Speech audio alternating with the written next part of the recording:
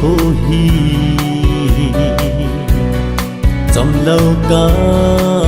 bầy lối thế hi na hát na văn gì xuân ngày hu đỏ tay xiết na hui pi kinong la ít nào lệ lắm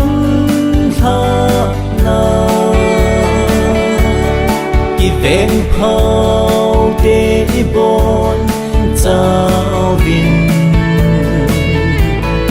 kỳ ba ta để lung thấy sẽ lên dài ôn gấm gió nu tê lung là đai lâu thế linh say chim thấy vô nghe ca hin lại sung nhìn này hin na thu gil lệ thu gì cả đâm lại sung hin khô dòng cha bầu sung in kiếp ba ta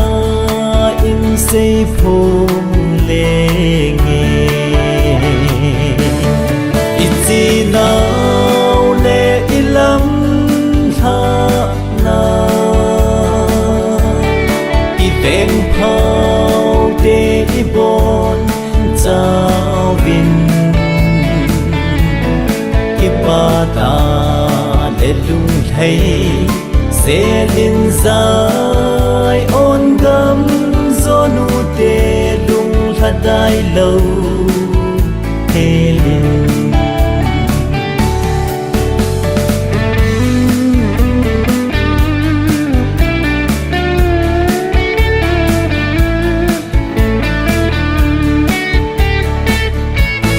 lấy xếp lung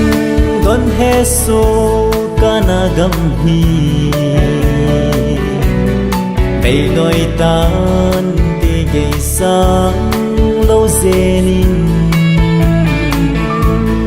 ca đọt dinh u tê y tôn son gắm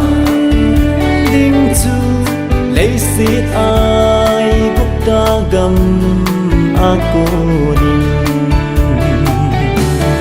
ít nào lệ lắm tha na kỳ vẹn phao để bon trao vinh kỳ ba ta để lung thấy sẽ lên dài ôn gấm gió nu tê lung là đai lâu